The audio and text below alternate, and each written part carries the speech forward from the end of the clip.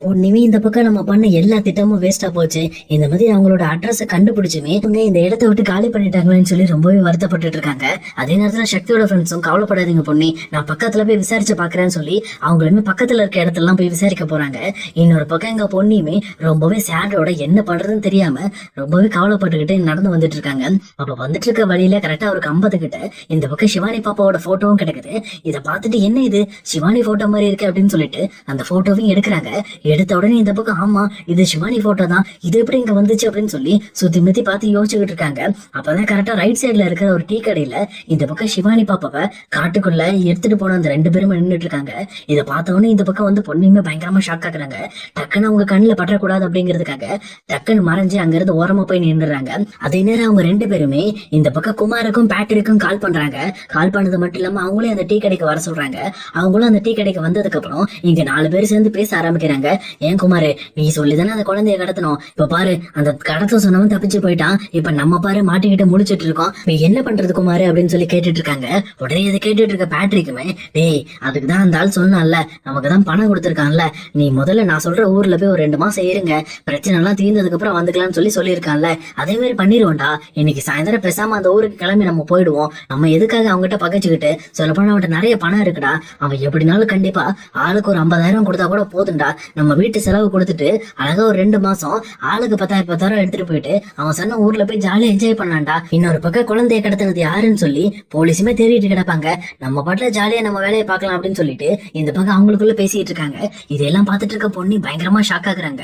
யாரு கடத்திருப்பா அப்படின்னு சொல்லி பேசுறப்போ கரெக்டா அங்க பக்கத்துல இருக்க குழந்தையுமே, யோ நீ எல்லாம் ஈஸியா சொல்லிட்டு போயிருவையா, ஆனா அந்த பச்சை மலை காட்டுக்குள்ள ஒரு சம்பவம் நடந்துச்சு பாரு, அந்த 2 ஆளும் அந்த பொண்ணுங்க வந்து என்னமா சண்டை போடுறாங்க, அந்த குழந்தைய புடுங்கிறதுக்கு அந்த பொண்ணு பயங்கரமா ட்ரை பண்ணுச்சியா, என் முகத்தெல்லாம் பாத்துட்டாங்க, நாங்கெல்லாம் மாட்டோம்னா அவ்வளவுதான், நீ ஈஸியா சொல்லிட்ட அப்படின்னு சொல்லிட்டு சொல்றாங்க.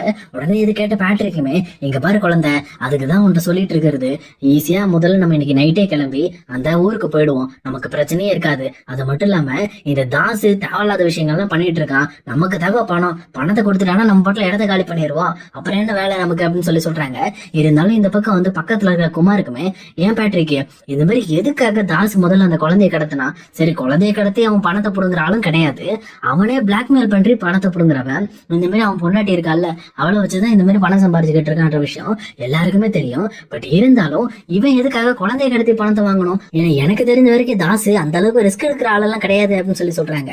உடனே பக்கத்துல இருக்க பேட்டரிக்குமே, இங்க பாருடா, ஏற்கனவே அவங்க அந்த மாதிரி அங்க வீட்டுல ஏதோ சுந்தர்னு ஒரு ஆள் இருப்பான் போல இருக்கு, அவனை வந்து மிரட்டி தான் பணம் புடுங்க ட்ரை பண்ணிருக்காங்க, ஆனா அவன் இவனுக்கு மேல பெரிய ஆளா இருப்பான் போல இருக்கு, அவன் வந்து போன் பண்ணி இவனுங்களை மிரட்டிட்டான் போல இருக்கு. உடனே தாசு கோவம் வந்துருச்சு, எப்படியாவது சுந்தருக்கு ஒரு பாடத்தை கத்து கொடுக்கணுங்கிறதுக்காக தான் அந்த குழந்தைய கடத்தி பணத்தை புடுங்கலாம் ட்ரை பண்ணிருக்கான். ஆனா அதுலயும் ஒரு சின்ன கோல்மால் நடந்து போச்சு, நம்மளும் அந்த வண்டி வர்றதுக்கு முன்னாடியே வண்டியை மாத்தி ஏத்தி விட்டுட்டோம், அதனால அந்த குழந்தைய அவங்க கேட்க போயிடுச்சா, இதனால தாசு என்ன பண்றதுன்னு தெரியாம முழிச்சுக்கிட்டு இருந்திருக்கான். அப்ப கரெக்டா சுந்தரே கால் பண்ணி என்னோட குழந்தை எதுக்கு கடத்தின அப்படின்னு சொல்லி தாஸ் கிட்ட கேட்டிருக்கோம் போல இருக்கு. உடனே அதை கரெக்டா புடிச்சுக்கிட்ட சுந்தருமே, இங்க பாரு இதான் சாம்பிள், இதுக்கு மேல ஏதாவது நடந்துச்சு அப்படின்னா உன் குடும்பத்துல என்ன வேணாலும் நான் பண்ணுவேன், ஒழுங்கா நான் சொல்ற பணத்தை கொடுத்துரு அப்படின்னு சொல்லி அந்த சுந்தரன்ற ஆளை மிரட்டி கிட்டத்தட்ட 15 லட்சம் ரூபாய் புடுங்கிருக்கான்டா. இவன் ஏற்கனவே ஒரு 5 லட்சம் ரூபாய் புடுங்கிருக்கான் அந்த விஷயத்தை பத்தி என்று சொன்னான். அதே மாதிரி இப்போ ஒரு 15 லட்சம் கிட்டத்தட்ட 20 லட்சம் ரூபாய் புடுங்கிருக்கான்டா.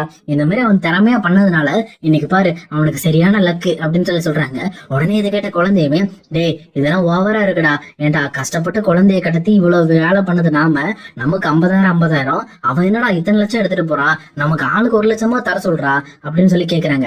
உடனே இன்னொரு பக்கம் எங்க பேட்டரிக்குமே, டேய் அவன் ஒரு கிறுக்கண்டா, தேவையில்லாத பிரச்சனை நமக்கு எதுக்கு, நமக்கு கொடுக்குற பணத்தை வாங்கிக்கலாம், ஏன்னா நம்ம வந்து அந்த குழந்தைய கடத்தும் போதே இந்த பேமெண்ட் தான் பேசணும், அந்த பேமெண்ட் போதும், இன்னைக்கு நைட்டு நம்ம இந்த ஊருக்கு போயிட்டு மத்த டீல் பேசிக்கலாம் அப்படின்னு சொல்லிட்டு இந்த பக்கம் அவங்களும் ஒரு முடிவுக்கு வராங்க. அதே நேரம் இதெல்லாம் பார்த்துட்டு இருந்த பொண்ணுமே, இதுக்கு மேல வெயிட் பண்ணக்கூடாது, கண்டிப்பா சக்தியோட ஃப்ரெண்ட்ஸை கூட்டிட்டு வந்து இவங்க யார் என்னன்னு நம்ம கண்டுபிடிக்கணும், இவங்களை பிடிச்சிடணும் அப்படின்னு சொல்லிட்டு வேக வேகமா ஓடி போய் சக்தியோட ஃப்ரெண்ட்ஸை கையோட கூட்டிட்டு வராங்க. அவங்களுமே இந்த பக்கம் யாரு சிவானி பாப்பா கடத்தினவங்களா, இருங்க நாங்க உடனே வந்துடுறோம்னு சொல்லிட்டு அடிச்சு பிடிச்சி இந்த பக்கம் டீ கடை ஓடி வந்து பாக்குறாங்க. ஆனா டீ கடையில அவங்க யாருமே இல்ல. இதை பார்த்தோன்னு இந்த பக்கம் சக்தியோட ஃப்ரெண்ட்ஸும் பயங்கரமா ஷாக் ஆகுறாங்க. அப்ப கரெக்டா அந்த டீ கடை கரெக்டையுமே, எங்க இங்க ஒரு 4 பேர் நின்னாங்கல்ல அவங்க எங்க அப்படின்னு சொல்லி கேக்குறப்போ, இப்பதான்ப்பா ஏதோ ஒரு வண்டி பிடிச்சு போனாங்க, ஏன்பா ஏதோ உங்களுக்கு வேண்டப்பட்டவங்களா அப்படின்னு சொல்லி கேக்குறாங்க. இல்லைங்க எங்களுக்கு வேண்டப்பட்டவங்க இல்ல, அவங்க வந்து எங்களோட குழந்தைய கடத்தினவங்க, அவங்க கடத்தல்காரங்க அப்படின்னு சொல்லி சொல்றாங்க. ஆமாப்பா அவங்க பேசிட்டு இருந்த விஷயத்த வச்சுமே நானுமே கொஞ்சம் கணிச்சிட்டேன், அவனுக்கு ஒரு மாற டைப் தான்ட்டு, நீங்க வேணா போலீஸ் கம்ப்ளைண்ட் கொடுங்க, இங்கதானே இருக்கானுங்க பாருங்க, சிசிடிவி ஃபுட்டேஜ் எல்லாம் இருக்கு அப்படின்னு சொல்லிட்டு இந்த பக்கம் பக்கம் அந்த கடைக்காரருமே சிசிடிவி ஃபுட்டேஜ் இருக்கிறதையுமே காட்டுறாரு. இதை பார்த்தவனுங்க சக்தியோட ஃப்ரெண்ட்ஸும் செம்மவே ஹாப்பி ஆயிடுறாங்க. உடனே பொன்னியை கூப்பிட்டு, இங்க பாருங்க பொன்னி, எதுக்காகவும் நீங்க கவலைப்படாதீங்க, நாங்க பாத்துக்கிறோம் இந்த விஷயத்த. நீங்க இன்னொரு முக்கியமான விஷயத்த உங்களுக்காக நான் தேடி கண்டுபிடிச்சிருக்கேன். இதுல இருந்து நம்ம ரெண்டா பிரியணும், கிட்டத்தட்ட 2 டீமா பிரிஞ்சு செயல்பட்டாதான் உங்க மேல எந்த தப்பு இல்லை அப்படிங்கறத நம்ம நிரூபிக்க முடியும். நமக்கு உண்மைதான் முக்கியம் அப்படின்னு சொல்லிட்டு இந்த பக்கம் டைரக்டா இப்ப நீங்க சக்தி கிட்ட கொஞ்சம் ஹெல்ப் கேட்க வேண்டியது இருக்கும் அப்படின்னு சொல்லி சொல்றாங்க. இந்த பக்கம் பொண்ணுக்கு ஒண்ணுமே புரியல. என்னாச்சுங்க, எதுக்காக நான் ஹெல்ப் கேட்கணும் அப்படின்னு சொல்லி கேட்கிறப்போ, இங்க பாருங்க, அந்த நாடகக்காரங்க வீடு காலி பண்ணிட்டு போனாங்கல்ல, அவங்களோட சொந்த ஊர் எது அப்படிங்கறத நான் விசாரிச்சுட்டேன். அது மட்டும் இல்லாம அவங்க இப்போ சொந்த ஊருக்கு தான் போயிருக்காங்க அப்படிங்கறதையும் இவங்க கிட்ட சொல்லியிருக்காங்க. அதனால ஈஸியா தெரிஞ்சிருச்சு, நீங்க அந்த ஊருக்கு போனீங்கன்னா அந்த நாடகக்காரங்களை கண்டிப்பா பிடிச்சிடலாம். அதே நேரம் இந்த திருடனுங்களும் நமக்கு ரொம்ப முக்கியம். நாங்க இப்ப என்ன பண்றோம் அப்படின்னா, இந்த சிசிடிவி ஃபுட்டேஜ் எடுத்துட்டு போய் டைரக்டா போலீஸ்ட கொடுத்து, எங்க போலீஸ் மூலமா போலீஸை கூட்டிக்கிட்டே நாங்க அந்த ஊருக்கு போய் அந்த திருடங்களை நாங்க பிடிக்கிறோம். ஆனா இங்க நீங்க அந்த டைரக்டா அந்த நாடகக்காரங்களை போய் பிடிக்கணும்னா உங்களுக்கு கண்டிப்பா சக்தியோட ஹெல்ப் தேவைப்படும். நீங்களே சக்திகிட்ட பேசுறீங்களா இல்ல நாங்க பேசட்டோமா அப்படின்னு சொல்லி கேக்குறாங்க.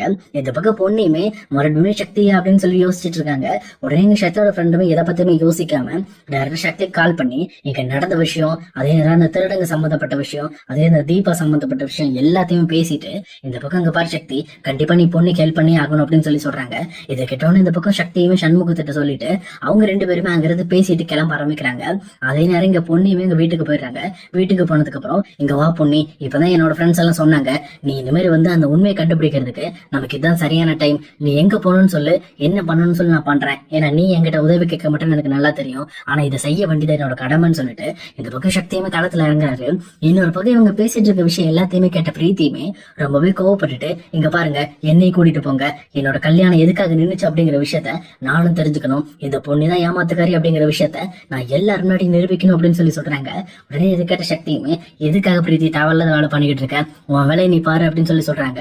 ஆனா பொண்ணுமே, இல்ல அவ வரட்டும் நம்ம கூட, ஏன்னா பிரீத்தியுமே இன்னும் நிறைய பேரை தப்பா தான் புரிஞ்சுக்கிட்டு இருக்கா, அவ கண்டிப்பா நம்ம கூட வந்தாதான் இந்த விஷயங்கள்ல இருக்கிற உண்மை என்னன்னு அவளுக்கு தெரியும், என் மேல எந்த தப்பு இல்லை அப்படிங்கறத அவளுக்கு நான் ப்ரூவ் பண்ண மாதிரி இருக்கும் அப்படின்னு சொல்லி சொல்றாங்க. இது கேட்டவனே இந்த பக்கம் சக்தியுமே, சரி பொண்ணியே ஓகே சொல்லிட்டா அப்படின்னு சொல்லிட்டு இந்த பக்கம் பிரீத்தியை மறுபடியும் கார்ல ஏற சொல்றாங்க. ஆனா பிரீத்தியும் கார்ல ஏறதுக்கு முன்னாடி இங்க டைரக்டா பொண்ணு கிட்ட வந்து, என்ன பொண்ணி, இந்த மாதிரி மறுபடியும் நீ சக்தியை ஏமாத்தி கூட்டிட்டு போயிட்டு நீ ஒரு நாடகத்தை பண்ணி தப்பிச்சிடலான்னு பாக்குறியா? அது நடக்க வாய்ப்பே கிடையாது. கண்டிப்பா நான் என்ன முடிவு பண்றேனோ அதான் முடிவு. அது மட்டும் இல்லாம நீ எனக்கு பண்ண துரோகத்துக்கு நான் உன்னை சும்மா விட மாட்டேன், உன்னை ரொம்பவே கஷ்டப்படுத்தும் அப்படின்னு சொல்லிக்கிட்டே இந்த பக்கம் கார்ல ஏறாங்க. அதே நேரம் இன்னொரு பக்கம் சக்தியோட ஃப்ரெண்ட்ஸுமே இங்க டைரக்டா அந்த சிசிடிவி ஃபுட்டேஜையும் எடுத்துட்டு போயிட்டு இங்க போலீஸ்ல கொடுக்குறாங்க. அதே நேரம் அவங்க பேசுற விஷயம் என்ன அப்படிங்கிறது கேட்கலனாலும் பட் அவங்க சைகை மூலமா பேசிக்கிற விஷயங்கள்லாம் தெளிவா தெரிஞ்சுக்கிறாங்க. அதே நேரம் இங்க பொண்ணு சொன்ன ஊருக்கு தான் அவங்க போறாங்கன்ட்டு அந்த அட்ரஸ் டீடைலையும் கொடுத்துட்டு, நாங்களும் உங்க கூட வரேன் சார் அப்படின்னு சொல்லிட்டு இங்க சக்தியோட ஃப்ரெண்ட்ஸுமே இங்க அந்த சிவானி பாப்பாவை கடத்தினவங்களை பிடிக்கிறதுக்காக போயிட்டு இருக்காங்க. அப்போ போலீஸுமே, இங்க பாருங்க தம்பி, நீங்க இந்த நாங்க திருடங்களை பார்த்த உடனே இவங்க தானா அப்படின்னு சொல்லி நாங்க அடையாளம் கேட்கிறோம், அதே நேரம் அடையாளத்தை மட்டும் காட்டுங்க, மத்தபடி நீங்க திருடங்களை பிடிக்க போற நேரத்துல நீங்க உள்ள வந்துடாதீங்க, உள்ள வந்து அவங்களுக்கு பிரச்சனை ஆயிடும்னு சொல்லி அவங்களுமே சேஃபா இது பண்ணிட்டு இந்த பக்கம் அந்த திருடங்களை பிடிக்கிறதுக்காக போயிட்டு இருக்காங்க. ஆனா இன்னொரு பக்கம் தாசுமே அவங்களுக்கு தேவையான பணத்தெல்லாம் போட்டு விட்டுட்டு, இதுக்கு மேல நம்ம இந்த ஊர்ல இருக்கக்கூடாது, கிட்டத்தட்ட ஒரு 6 மாசத்துக்கு இந்த ஊரை விட்டு நம்ம கிளம்பிடவாயிடணும், அதுக்கப்புறம் ரிட்டர்ன் வந்து நம்ம சொந்தத்தை பேசிக்கலாம்னு சொல்லிட்டு அவருமே கொஞ்சம் யோசிக்க ஆரம்பிக்கிறாரு.